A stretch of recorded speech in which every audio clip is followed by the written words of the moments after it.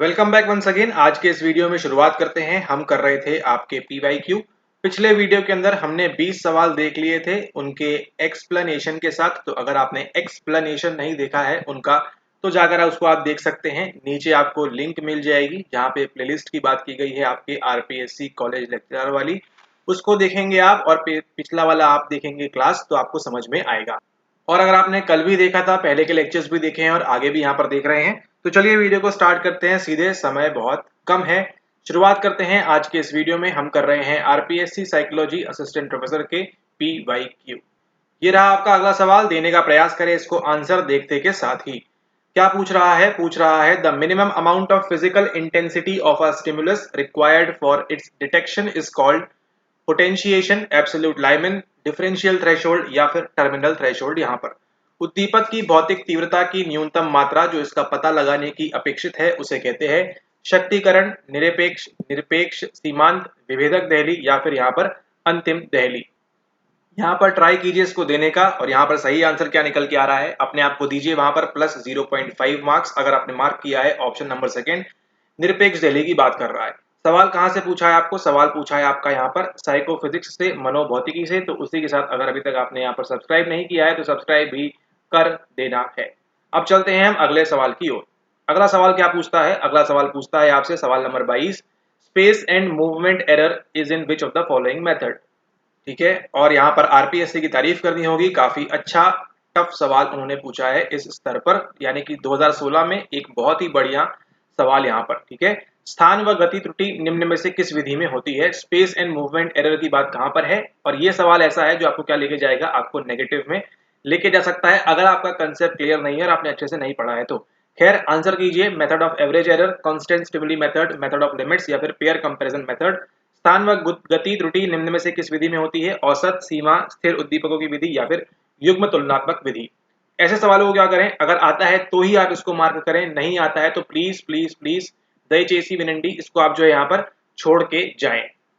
क्योंकि अगर आपको ये नहीं पता, ये नहीं पता, ये नहीं पता, ये नहीं पता, तो आप इसको सॉल्व कर ही नहीं सकते किसी भी कीमत के ऊपर। ठीक है, ऑल राइट। तो यहाँ पर सही आंसर क्या होगा आपका सवाल नंबर 22 का? ठीक है, तो क्या होगा इसका सही आंसर? यहाँ पर सही आंसर होगा यहाँ पर आपका औसत त्रुटि विधि, यानी कि मेथड ऑफ एवरेज एरर। अब चलते हैं अगले सवाल की ओर। अगर सही किया है तो 0.5, गलत किया है तो आपको मालूम है क्या देना है। अगला सवाल देखते हैं। Who among the following emphasized a physiological approach of perception. अब यहाँ पर देखिए किसकी बात कर रहे हैं, निम्न में से किसने प्रत्यक्षीकरण के दैहिक उपागम पर बल दिया है? दैहिक उपागम पर बल दिया है गिब्सन, हेब, वर्डहाइमर, थॉर्नडाइक। गिब्सन, हेब, वर्डहाइमर, थॉर्नडाइक यहाँ पर। ठीक है, तो आंसर देने का प्रयास करें। यहाँ पर सही आंसर क्या होने वाला है? थॉर्नडाइक तो देखिए आपको मालूम है हो नहीं सकता, वर्डहाइमर हो नहीं सकता, गिब्सन होगा नहीं। यहाँ पर सही आंसर क्या है आपका? हेब की बात करेगा यहाँ पर। ठीक है, तो हेब यहाँ पर आपका सही आंसर होगा। अब चलते हैं अगले सवाल की ओर।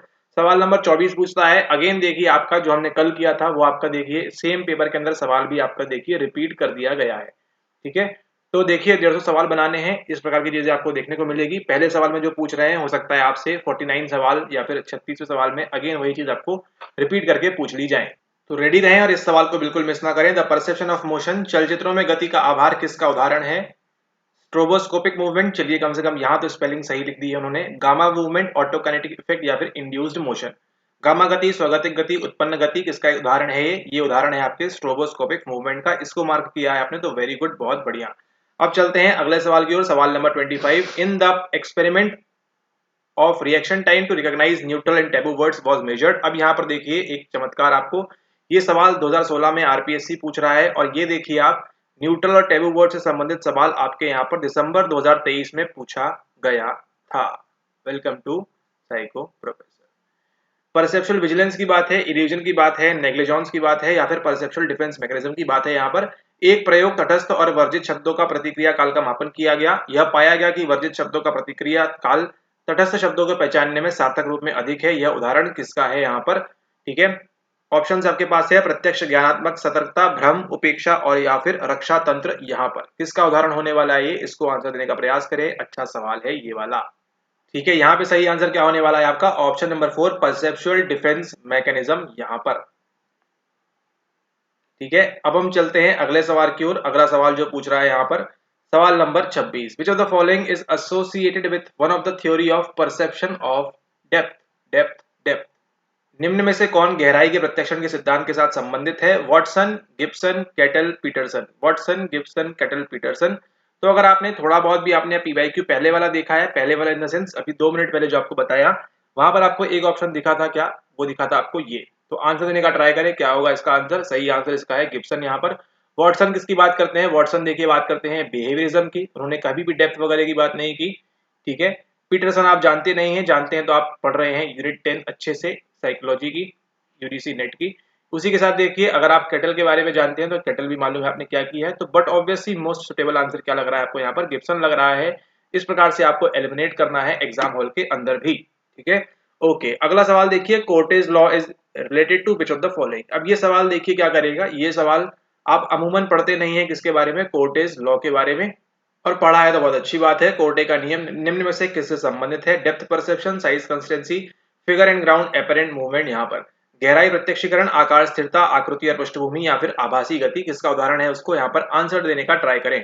Depth perception, size consistency, figure ground, apparent movement, सब कुछ आपके यहाँ पर गेस्टाल्ट संबंधित बातें चल रही हैं, ठीक है। तो अगर ऐसे सवालों में आपको कोई भी आइडिया नहीं है तो क्या करें, आप बिल्कुल भी इसको नेगेटिव मार्किंग में ना लेके जाएं, आपका नुकसान हो जाएगा काफी ज्यादा। यहाँ पे सही आंसर क्या होने वाला है आपका? एपरेंट मूवमेंट की बात करता है कोर्टेज लॉ आपका, यहाँ पर इसको आप ध्यान रखेंगे। अगला सवाल देखते हैं, सवाल number 28। Which of the following theory was propounded by the work of lips. निम्न में से भ्रम का कौन सा सिद्धांत लिप्स के कार्यों से प्रतिपादित हुआ है? Eye movement theory, field theory, perspective theory, या फिर एम्पैथी थ्योरी। यहाँ पर नेत्र गति सिद्धांत, क्षेत्र सिद्धांत, परिदृश्य सिद्धांत, या फिर नदनुभूति सिद्धांत। यहाँ पर विच of the following theory was propounded by the works of lips, ठीक है। तो इसको देने का ट्राई करें आप। और ये जो सवाल है थोड़ा सा प्रॉपर्ली ये फ्रेम नहीं है, क्योंकि यहाँ देखिए विच of the following theory was propounded by the works of lips दिया है इंग्लिश में, यानी कि मतलब क्या हो रहा है इसका, जो एक इंग्लिश भाषी है वो क्या समझेगा कि इनमें से कौन सी थ्योरी जो दी गई थी लिप्स के वर्क से, मतलब लिप्स ने काम किया था, ये 4 यहाँ पर दिया हुआ है। अब यहाँ पे देखिए निम्न में से कौन सा भ्रम का दे दिया, यानी कि भ्रम क्या होता है आपका? इल्यूजन, और इल्यूजन आपको यहाँ कहीं भी मेंशन नहीं है, तो इस बात का भी आपको ध्यान रखना है। थोड़ा सा अलर्ट रहे आप, हिंदी अंग्रेजी दोनों एक बार आप वहां पर पढ़ लें। सिद्धांत लिप्स के कार्य से प्रतिपादित हुआ है, यहाँ पर ऑप्शन होगा आपका एम्पैथी थ्योरी। यहाँ पर बोलते हैं कि आपका जो भी आप देख रहे हैं उसमें आपकी एम्पैथी किस प्रकार से आप एम्पैथाइज कर रहे हैं, वो सब चीजें भी इंपॉर्टेंट हो जाती है। थियोडोर लिप्स आपके बताते हैं एम्पैथी के बारे में, एम्पैथी के बारे में, ठीक है। अगला सवाल देखते हैं, वो ये बोल रहा है कि constant increment in stimulus intensity produces smaller and smaller increases in perceived magnitude of sensation, which of the following law states this. और यहाँ से क्या समझ में आ रहा है कि आपकी जो अटेंशन, सेंसेशन और परसेप्शन वाली यूनिट है, ये पता नहीं आरपीएससी को इतनी ज्यादा क्यों पसंद है, कितने सारे सवाल आपको यहाँ पर दिए हुए हैं, ठीक है। Thorndike primary law, Weber's law, Wundt's law, या फिर फेशनर्स लॉ, यहाँ पर आपको मालूम रखना है साइकोफिजिक्स के सभी लॉज के बारे में। उद्दीपक की तीव्रता में यदि एक निश्चित माप से बढ़ोतरी की जाए तो संवेदना के बढ़ोतरी का परिणाम कम दिखाई देता जाएगा। निम्न में से कौन सा नियम यह बताता है? तो अगर आपको सारे लॉ पता है, स्टीवंस, फेशनर, पावर और वो सब चीजें आपको मालूम होनी चाहिए। यहाँ पे सही आंसर क्या होने वाला है आपका? ऑप्शन नंबर 4 फेशनर्स लॉ, फेकनर लॉ, कुछ भी लिख दे रहे हैं यहाँ पे तो हिंदी में, ठीक है। इसको आपको यहाँ पर ध्यान रखना है, ये होगा यहाँ पर इसका सही आंसर। अगला देखिए, दो टफ सवाल के बाद अगला आसान सवाल। विच of the following is not a monocular depth cube. दो प्रकार के होते हैं, मोनोक्यूलर, बाइनोक्यूलर। उसमें से कौन सा यहाँ पर मोनोक्यूलर नहीं है पूछ रहा है? Motion parallax, disparity, interposition, linear perspective, गति दिगंतराभास, दृष्टिपटलीय असमानता, अंतर्स्थिति, या फिर रैखिक दृष्टिकोण। क्या होगा सही आंसर? उसको यहाँ पर देने का प्रयास करें। दो प्रकार से रखना है, मोनोक्यूलर में और बाइनोक्यूलर में। टेबल ऐसे बना लेंगे, यहाँ वाले याद कर लेंगे, या फिर आप ये दो याद कर लें और आपका काम आसान हो जाएगा। यहाँ पे सही आंसर क्या होने वाला है आपका? रेटिनल डिस्पैरिटी जो है यहाँ पर, ये आपको यहाँ पर देखने नहीं मिलती है। ये कहाँ पे देखने मिलती है आपको? ये मिलती है आपको द्विनेत्री संकेत के अंदर। अब देखते हैं अगला सवाल क्या पूछता है। According to the Premack principle a reinforcer can be anything that changes behaviour from its past norms, rewards rather than penalizes behavior, become associated with an unconditional stimulus, is valued by the organism such an activity। प्रीमैक नियम क्या होता है ये भी आपको मालूम होना चाहिए। यहाँ पर इसके अनुसार पुनर्बलक क्या हो सकता है, आंसर देने का प्रयास करें। ये थोड़ा सा इजी सवाल है, ठीक है। और यहाँ पे सही आंसर क्या होने वाला है? ऑप्शन नंबर 4 प्राणी द्वारा जिसे महत्व दिया जाता हो, ठीक है। जिसको आपका बच्चा वैल्यू करेगा, आप उसको क्या कर देंगे? उसको आप रीइंफोर्सिंग की तरह यहाँ पर काम करेंगे। अगर आपके बच्चे को प्लेइंग पसंद है तो आप क्या करेंगे? पहले आप उसको ऐसा काम करवाएंगे जिसके बाद उसको प्लेइंग करने मिले। या फिर अगर आपके बच्चे को पढ़ाई करना पसंद है तो उसको आप पहले ऐसा काम कराएंगे जिसके उसको पढ़ाई तो ऑब्वियसली नहीं है, बट यहाँ पर वीडियो गेम्स वगैरह वो यहाँ पर आप उसको कराएंगे। ये था आपका सवाल नंबर 31। आगे देखते हैं सवाल नंबर 32 क्या बोलता है। Instinctual drift and taste aversion are both example of. किसके एग्जांपल है ये? नैसर्गिक वृत्ति में मंदता एवं स्वाद विरुचि दोनों उदाहरण हैं। टेस्ट अवर्जन तो आपको मालूम है, ये भले ही आपको मालूम ना हो। Learned helplessness, fear conditioning, spontaneous recovery या फिर बायोलॉजिकल कंस्ट्रेंट्स ऑन लर्निंग। अर्जित निस्सहायता, भय अनुबंधन, स्वतः पुनर्लाभ और आपका अधिगम पर जैविक अवरोध। क्या होगा इसका आंसर यहाँ पर? उसको यहाँ पर देने का प्रयास करें। लर्न हेल्पलेसनेस हो सकता नहीं है यहाँ पर, फियर कंडीशनिंग भी नहीं होगी, स्पॉन्टेनियस रिकवरी भी नहीं होगी। सही आंसर क्या है? अगर आपने 4 को मार्क किया तो बहुत सही है, यानी कि ऐसे नैसर्गिक रूप से क्या है, अवरोध है। अगर मान के चलिए आपको यहाँ पर किसी चीज का आपको अवर्जन हो चुका है, ठीक है, और फिर आप क्या करेंगे, वो आप चीजें सीखेंगे नहीं आगे जाकर, ये चीजें यहाँ पर हो जाती है। टेस्ट अवर्जन की बात है, ठीक है। और उसी के साथ साथ आपका इंस्टिंक्चुअल ड्रिफ्ट, आपको जो है जो भी आपने सीखा है वो पुराना आपको लेके जा रहा है आपके इंस्टिंक्ट की तरफ। अगला सवाल देखते हैं। Seligman found many similarities between his helpless dogs and people suffering from. अब ये तो बनना चाहिए आपको आसान सवाल है। ऐसे सवालों में देखें आप 0.5 जो है बिल्कुल भी आप कतई इसको मिस नहीं कर सकते। सेलिगमैन ने अपने निस्सहाय कुत्तों एवं मनुष्यों के मध्य बहुत ही समानताएं पाई जो निम्न से ग्रसित थे। किससे ग्रसित थे? वो सभी डिप्रेशन से ग्रसित थे। यहाँ पर ना कोई मेंटल इलनेस, ना कोई ये, ना कोई ये, ना कोई वो, ना कोई ये, ना कोई वो। अगला सवाल, सवाल number 34। Which one of the following statements about flash bulb memory is false. यानी कि फ्लैश बल्ब स्मृति के लिए निम्न में से कौन सा कथन सही नहीं है? It may be form by the hormones release during emotional states, it is vivid and detailed, it is unusually accurate, it can be personal और कंसर्न विद आउटसाइड इवेंट्स। देने का प्रयास करें इसको। यहाँ पर सामयिक अवस्था में स्रावित हार्मोन से इसका निर्माण होता है, यह स्पष्ट स्पष्ट एवं विवरणात्मक है, यह अप्राय सही होता है, यह निजी एवं बाह्य घटना से संबंधित हो सकता है। क्या होगा सही आंसर यहाँ पर? यहाँ पर सही आंसर होगा आपका option number 3, it is unusually accurate यहाँ पर, ठीक है। ये आपका सवाल नंबर 34। अब आगे चलते हैं सवाल नंबर 35 की ओर। Which set of processes is involve in storing of information in long term memory.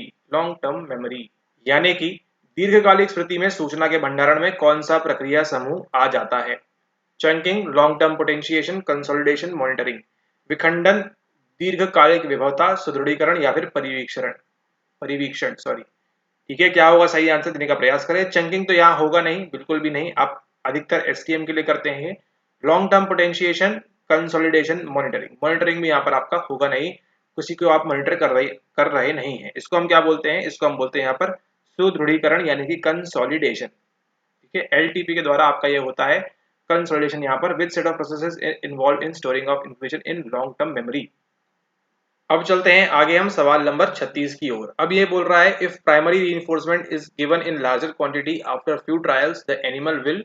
क्या होगा एनिमल के साथ? Stop learning, learn faster, learn with medium speed, learn much more than expected. प्राथमिक पुनर्बलन यदि कुछ परीक्षणों के पश्चात अधिक माना में या मात्रा में दी जाए तो पशु क्या करेगा? सीखना बंद कर देगा, जल्दी सीखेगा, मध्यम गति सीखेगा या फिर लर्न अपेक्षा के परे सीखेगा आपका यहाँ पर, ठीक है। ये आपसे पूछ रहे हैं, तो यहाँ पर क्या होगा आंसर सही, उसको देने का प्रयास करें यहाँ पर।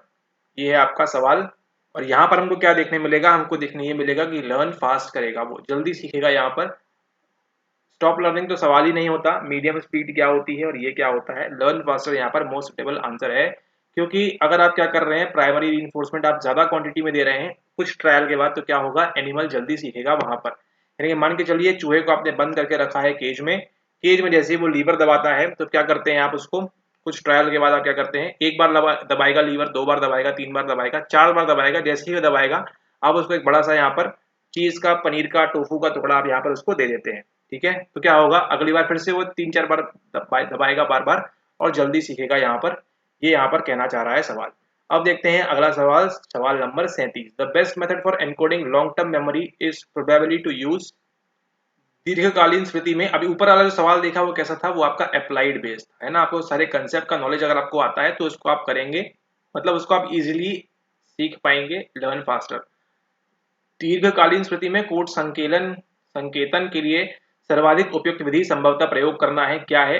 Maintenance rehearsal, rote rehearsal, elaborative या फिर स्लीप लर्निंग, संपोषण रिहर्सल, रटन रिहर्सल, विस्तृत रिहर्सल या फिर निद्रा अधिगम। क्या करेंगे आप अगर आपको एनकोड करना है लॉन्ग टर्म मेमोरी में? वो क्या होगा आपका? बड़ा ही आसान सवाल है। यहाँ पर आप इलेबोरेटिव रिहर्सल करते हैं, ईएल करते हैं किसके अंदर? आप ईएल करते हैं आप एलटीएम के अंदर, और एमआर करते हैं किसके अंदर? एमआर करते हैं आप एसटीएम के अंदर। ये आपको ध्यान रखना है यहाँ पर, ये दोनों चीजें यहाँ पर आपकी होती है। अच्छा, यहाँ देखिए स्लीप लर्निंग लिखा हुआ है, तो जो आप स्लीप पे स्टडीज करते हैं, जो आपको पढ़ना होता है कहाँ पे, आपके पेपर 2 में लास्ट टॉपिक जो आपका है वहाँ पर, ठीक है, वहाँ पर आप पढ़ते हैं पेपर 2 के अंदर। तो स्लीप में देखा क्या गया है, रिसर्च में पाया गया है कि जब आप कुछ पढ़ के जब आप सो जाते हैं ना, तो आपको जल्दी याद रहता है, आप उसको रिकॉल अच्छे से कर पाएंगे एज कम्पेयर टू अगर आप नहीं सोते हैं तो अगर मान के चलिए कल आपका एग्जाम है और आप सोच रहे हैं मैं सारा कुछ पढ़ लूंगी, सारा कुछ पढ़ लूंगा और मैं पास कर जाऊंगा, तो ऐसा नहीं है। आपके भूलने के चांसेस यहाँ पर ज्यादा रहेंगे एज कम्पेयर टू यहाँ पर। तो जो जितना भी आपने पढ़ा है रात तक, एक अच्छी खासी नींद ले, सो जाएं और सुबह उठ के देखेंगे आप आपको उसको अच्छे से रिकॉल कर पाएंगे एज कम्पेयर टू जब आप जागे हुए रहते हैं। तो ट्राई करके देख सकते हैं इसको आप। अब हम चलते हैं अगले सवाल की ओर, सवाल number 38। When a person forgets that someone has just said because he was not paying attention to the speaker at all is an example of dash explanation of forgetting। ठीक है, जब एक व्यक्ति भूल जाता है कि किसी व्यक्ति द्वारा हाल ही में क्या कहा गया क्योंकि वह वक्ता पर बिल्कुल भी ध्यान नहीं दे रहा, यह उदाहरण किसका है? किसका उदाहरण है ये? इंटरफेरेंस का, मेमोरी ट्रेस का, एनकोडिंग फेलियर का या फिर रिप्रेशन का? किसका उदाहरण होगा यहाँ पर? आसान सवाल है आपका ये, यहाँ पर होगा आपका एनकोडिंग फेलियर। प्रॉपरली आपने क्या नहीं किया, उसका कूट संकेतन असफलता आपकी कहलाएगी। इंटरफेरेंस तो है ही नहीं कुछ यहाँ पर, पहला नाम दूसरा नाम कुछ आ ही नहीं रहा है, मेमोरी ट्रेस की बात नहीं है, और रिप्रेशन यहाँ पर आप कुछ भी भूल नहीं रहे हैं जानबूझ के। ठीक है, अगला सवाल देखिए, सवाल number 39। In the game Kaun Banega Crorepati, participants are asked a series of questions of general information although of increasing difficulty. तो बताइए स्पीड टेस्ट होगा या पावर टेस्ट होगा? The type of memory needed to access the answers to this kind of question is. आपको किस type का knowledge चाहिए? Procedural memory, semantic memory, episodic memory या फिर वर्किंग मेमोरी? यहाँ पर बड़ा ही आसान सवाल है। प्रक्रियात्मक स्मृति, अर्थगत स्मृति, प्रासंगिक स्मृति या फिर चलन स्मृति? यहाँ पर क्या होगा सही आंसर इसका? देने का प्रयास करें। सही आंसर होने वाला है इसका आपका ऑप्शन नंबर 2, सिमेंटिक मेमोरी, क्योंकि यहाँ पर क्या होता है, फैक्ट और नॉलेज की बात हम करते हैं। प्रोसीजरल के अंदर हम मालूम है नित्य की जो क्रियाएं उसको करते हैं, एपिसोडिक आपके जीवन का हो सकता है, और वर्किंग मेमोरी की तो बात होगी ही नहीं यहाँ पर। ठीक है, यहाँ पे सही आंसर क्या है आपका? Option number 2। अब देखते हैं अगला सवाल। In the following which is the most similar to the concept of long term memory. और ये अच्छा खासा सवाल है। निम्नलिखित में से कौन दीर्घकालीन स्मृति के प्रत्यय से सर्वाधिक समान है? Revolving door, filing cabinet, desktop, computer board? यहाँ पर घुमावदार दरवाजा, एक फाइल रखने का कैबिनेट, एक डेस्कटॉप, एक कंप्यूटर कीबोर्ड? यहाँ पे सही आंसर क्या होगा? देने का ट्राई करें। सही आंसर होगा आपका यहाँ पर अ फाइलिंग कैबिनेट। इस प्रकार की कैबिनेट होती है आपके घर में, कपड़ा वगैरह टांगते हैं आप यहाँ पर या कुछ सामान वस्तु रखते हैं। तो यहाँ पर एलटीएम में देखिए, यहाँ पे आपका कुछ रखा हुआ है, ज्योग्राफी, यहाँ हिस्ट्री, यहाँ पे इकोनॉमिक्स, यहाँ पे सोशियोलॉजी, यहाँ पे साइकोलॉजी, यहाँ पे और कुछ मैथ्स, एल्जेब्रा, ट्रिग्नोमेट्री, ज्योमेट्री, है ना, दुनिया भर की चीजें, दुनिया भर के बाहर की चीजें, मेटाकॉग्निशन, ये आपके प्रकृति, पुरुषार्थ, और ये सब चीजें क्या है, एक प्रकार से कैबिनेट बनी हुई है जो आपको निकालना है अपनी फाइल से। आपको पढ़ना है साइकोलॉजी के बारे में, आप यहाँ चले जाएंगे, पढ़ना है ज्योग्राफी के बारे में, यहाँ चले जाएंगे, पढ़ना है आपको किसी और चीज के बारे में, तो यहाँ पर आप चले जाएंगे। ठीक है, तो एक फाइलिंग कैबिनेट की तरह काम करता है आपका। ये रहा आपका सवाल नंबर 40। ये आपका सवाल number 41। Choose the correct answer. Assertion और रीजन दिया है यहाँ पर। It is easier to learn the word cow as compare to WOC। Meaningful words are easier to learn as compare to nonsense syllables. Option आपके पास है A B C D। अभिकथन A, VOC शब्द की तुलना में काउ शब्द याद करना आसान है। कारण है अक्षरों की तुलना, निरर्थक अक्षरों की तुलना में सार्थक शब्द सीखना आसान है। क्या होगा सही आंसर? 1 2 3 4 यहाँ पर देने का आप इसको ट्राई करें। ऑलराइट, जो भी इसका सही आंसर होने वाला है आपके 41 का, आप इसको यहाँ पर नीचे कमेंट कर सकते हैं। ठीक है, और इसको सवाल के आगे हम करेंगे आगे 41 to 60 अगले वीडियो के अंदर। तो आई होप आपको यहाँ पर आपके ये RPSC साइकोलॉजी असिस्टेंट प्रोफेसर का आपको ये PYQ सीरीज का आपको ये वीडियो पसंद आया होगा। अगर आपको ये वीडियो पसंद आया है तो इसको लाइक करना ना भूलें। टेलीग्राम पे आप जो है ज्वाइन होना ना भूलें, इस नेम से आप सर्च कर सकते हैं और वहां पे आप टेलीग्राम पे ज्वाइन कर सकते हैं। ठीक है, ओके, मुलाकात होगी आपसे अगले वीडियो में। बात करेंगे हम किसी और विषय के बारे में, यानी कि 41 to 60 चलेंगे आगे और देखेंगे आगे और किस प्रकार के सवाल पूछे गए हैं जो आपको हेल्प करेंगे। कहाँ पर हेल्प करेंगे? आपको यहाँ पर आने वाले आपके जून 1 एग्जाम के लिए। ठीक है, तब तक के लिए धन्यवाद। अच्छे से पढ़ाई करते रहें। काफी देख रहे हैं आप, बेसिक बेसिक सवाल पूछता है आपसे, बड़े कुछ टफ नहीं पूछता है, कुछ कुछ टफ पूछता है। और आप देखेंगे यहाँ पर कि आपको फैक्चुअल इन्फॉर्मेशन ज्यादा पूछ रहा है आपका ये असिस्टेंट प्रोफेसर का एग्जाम। तो आप चीजों को अप्लाइड बेस तो पूछ रहा है, लेकिन फैक्चुअल ज्यादा चीजें पूछ रहा है, इसने क्या दिया, किसने क्या नहीं दिया। तो आप उस प्रकार की तैयारी रखेंगे अपनी, तो ज्यादा आपको यहाँ पर फायदा होगा। बचे रहें किससे? आप नेगेटिव मार्किंग से, उससे आपको बच के रहना है, पॉजिटिव की तरफ जाना है। आपको पॉजिटिव साइकोलॉजी पढ़नी होती है आपको, Martin Seligman, I and flow, उन सबके बारे में भी। ओके, मुलाकात होगी आपसे अगले वीडियो में। तब तक के लिए धन्यवाद। सिंटेक्स खराब हो रहा है, चलिए, थैंक यू।